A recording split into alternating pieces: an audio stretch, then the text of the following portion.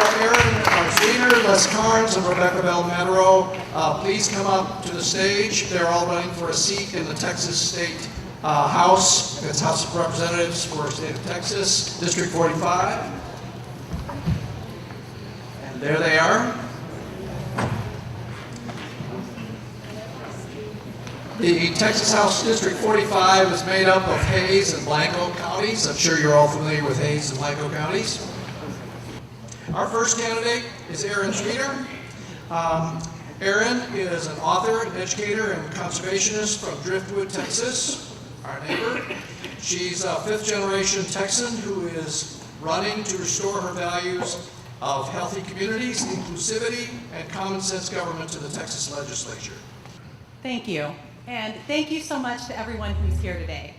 It feels a little strange, almost exactly a year after the inauguration of our current president, to feel optimistic. But when I look at a room like this that is full of people who are ready to show up for Democratic candidates, I'm optimistic.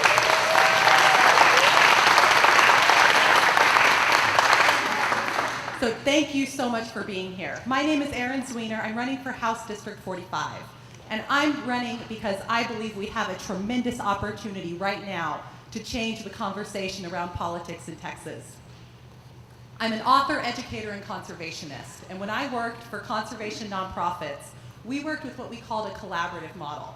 It was my job to sit down with people from all sorts of backgrounds: environmentalists, loggers, hunters, ranchers, recreational landowners, and bring them all to the table to discuss solutions together. That means that I didn't ask them what they wanted. I asked them what they valued. I asked them what was important to them. And what was surprising was how much we discovered we had in common. Just like here in the Hill Country, we all valued the land, and we all valued protecting it, and we're able to come up with innovative ways to protect our landscape. So when I think about my priorities, I start by thinking about my values. And as a fifth-generation Texan, I think I know as much about Texas values as any group who tries to carry that name and push awful bathroom bills. And my values are healthy communities, inclusivity, and common-sense government. And to me, healthy communities means that we fund our public schools. We have to invest in our children's future. Healthy communities means that we expand Medicaid and cover another 1.5 million Texans and bring $6 billion of federal funding into our state. Inclusivity means that we pass comprehensive protections for our LGBTQI+ community. It is still legal in Texas to be fired for being gay, and that's not okay.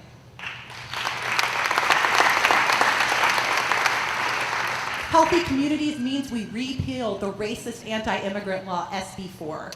Our law enforcement officers do not need to racially profile. Common sense government means that we protect our natural world and we invest in solar energy and conserve our water. And common sense government means that you should choose your elected representatives, not the other way around. The worst moment of this panel for me was seeing that map of Congressional District 25.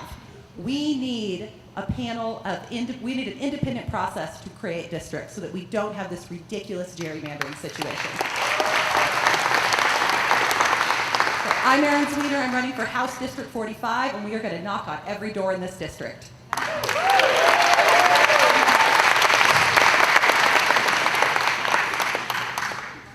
Les is running to represent the interests of neighbors in Blanco and Hays counties, focusing on the issues most importantly to quality of life and the future of the Hill Country. He will fight to fully protect our water, local control, education, and rights to all of our diverse neighbors. Hello, I'm Les Carnes from up the road in Rolling Oaks. It's nice to see so many Democrats in Wimberley. My signs say Democrat for state rep. I grew up in a family of 4 sisters and a school teacher mother. My folks were divorced and things were always very tight on a school teacher's salary. My mother was a yellow dog Democrat and somehow found a way to feed us and she did that by taking us to political rallies often.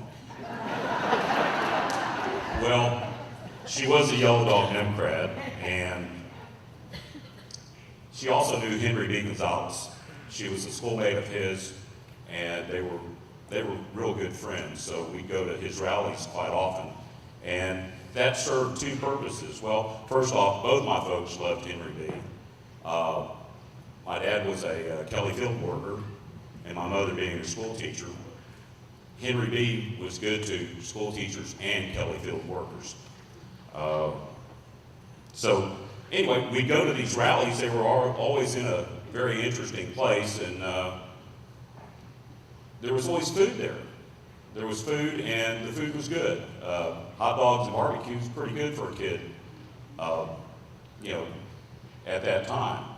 And actually, it's probably pretty good right now, too. However, what happened is that we'd go to these rallies so often that they served two purposes. It kept us fed, and my mother got her political food as well.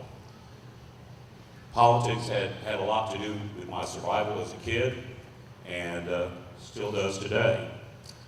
I will represent my neighbors and friends of Hays and Blanco counties against the Republican Koch brothers' American Legislative Exchange Council's agenda by protecting the availability and quality of our water, from the water thieves. It's our water, and it's not for sale. Until water is removed from the rule of capture, the water districts need a source of funding other than drilling permits. We want to fully fund the education by removing subsidies for highly profitable industries. We want to, I will work to promote responsible and sustainable development.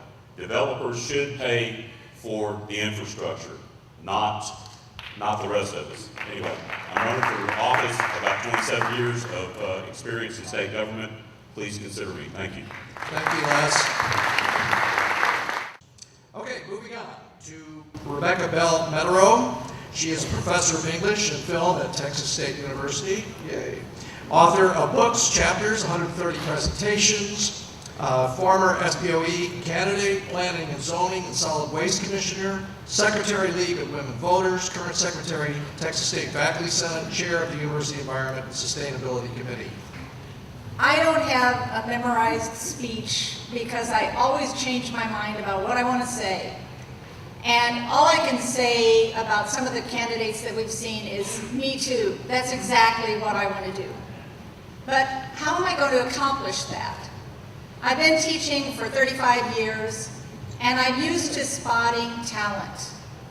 I'm also used to listening to people, and I can recognize when somebody knows what they're talking about. As an author, I have done a lot of research, and I have to fact check, but I know there are other people who are better at it than I am. I also have done a lot of organizing to get a residential college started, to get the overseas studies program started, and recycling in San Marcos. Yay, that was a big one, because we were one of the first cities to get recycling for a city of our size. There are three areas that I'm concerned about, like a lot of the candidates who've spoken: health, the environment, and education. But I think we need to kind of dig under and do like Steve Jobs says, and think different. I'd say differently, because I'm an English teacher. But we have three problems. We have an us versus them divide. And we all see it, at our Thanksgiving dinners. We also waste so much. We throw away over a third of our food.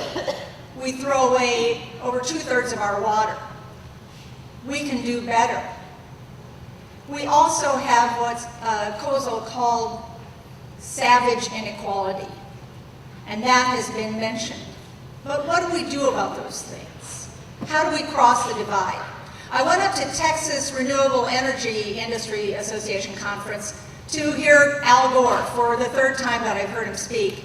And he was introduced by Dale Ross, who is the mayor of Georgetown, strong Republican, and he introduced Al Gore and he said, Al Gore has done more every single day of his life than most people do in their entire lives.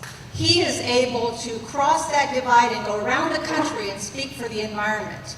We can also eliminate waste by getting rid of the prison population, which is the largest in the country, and we can, that's something important.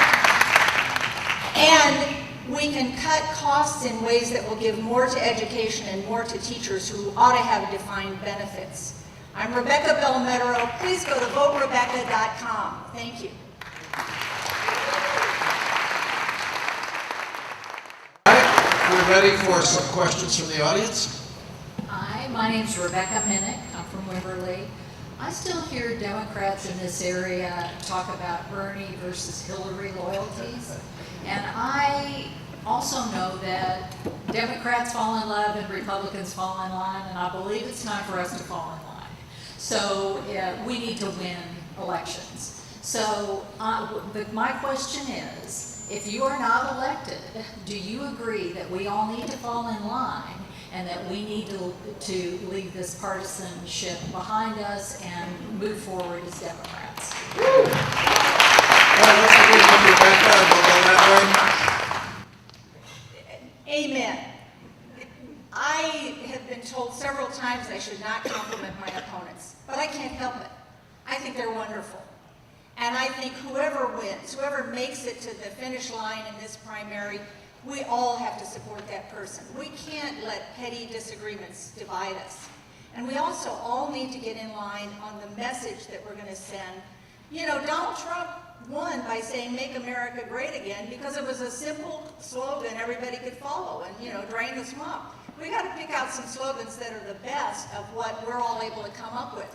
So I'm listening to every single candidate and saying, oh yeah, this is really important point that we have to hammer home to people for teacher retirement. I'm a teacher and I know that they need defined benefits. So we can draw from each other's strengths and make this competition make us all better candidates. So I will definitely support either one of these candidates if they win. Thank you.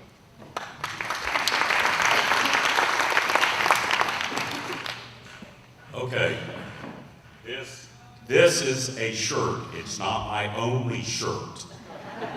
I was assuming you're all Democrats out there, you know, if you're not, you can be, okay? I was the treasurer of the party for the last 7 years. I know what it's like to be shy in Wimberley. I know what it's like to be out as a Democrat in Wimberley. I have supported candidates throughout the county for the last 20 years. Some won, some didn't. However, we keep going. And all those big signs you see out there, the ones with my name on it, I knew where to put them because I've been putting them there for years. And I was a Bernie delegate. However, we put up over 100 Hillary signs. Did I cry about it? No. That is what we do as Democrats. Thank you.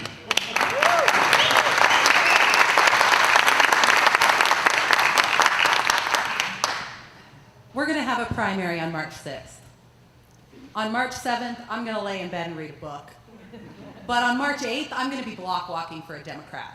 I don't know who that name is. I hope it's me, but I will be out there working for the good of our party, for the good of Texas. That said, I do think we have to consider what gets people to show up at the polls, particularly younger Texans. The patterns we have seen where we have won in Virginia, in Alabama, in New Jersey, involve younger people showing up in more numbers.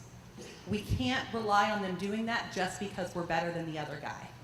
We have to run an inspirational campaign where we are telling young folks that there's a reason to come vote for us. So yes, I want every Democrat to fall in line, but I also think we're going to have to get a few to fall in love, just being realistic.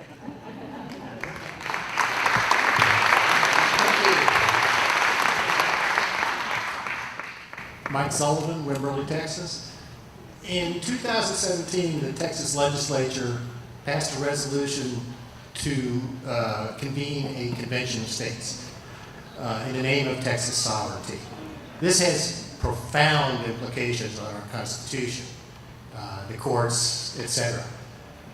Governor Abbott has suggested that it would be a criminal offense if you were a delegate to this convention and didn't step in line with what he wants. How are you going to wrestle with this very difficult question? The Convention of States question is such a fascinating corner of our constitutional law. For those folks who aren't familiar, there are two primary ways to get constitutional amendments in the United States. One, or three actually, but the main way, the way every single constitutional amendment has been done thus far is they have come through Congress and then been ratified by the states.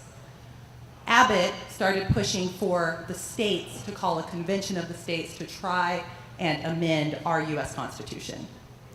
This is a pretty flawed design, especially if Abbott thinks he can tell delegates precisely how to vote.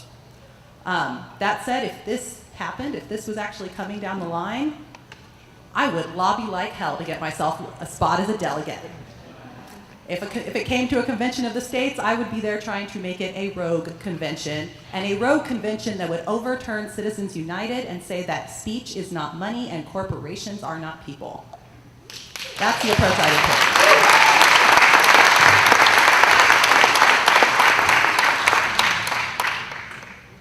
First off, to protect things like civil liberties and the environment and everything, Trump is going to get beat in court, okay?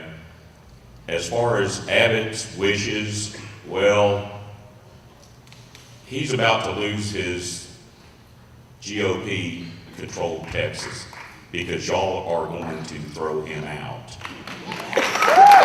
So, am I worried about somebody having to go to jail or use the courts to vote? No, I am not worried about that. Texas has been throwing out dictators forever. You know, it's a great question, but honestly, the governor in this state is not all powerful, and he's definitely not all knowing. So thank you very much. It's an interesting question, but it's really a non-starter. It's kind of like people landing from outer space. But the constitutional amendment is interesting because the last person who was able to do that was Greg Watson from the University of Texas. He got a bad grade in 1982 on his paper, and so he decided he was going to try to get constitutional amendments, and he was able to do it finally in 1992, and he had gotten a C+ on that paper. He got it changed to an A+ because he was the last person to get a constitutional amendment that people could not give themselves pay raises in Congress. And that's pretty remarkable if you think about that. So we need to follow his model because he was doing something that he actually accomplished over a period of 10 years. Thank you.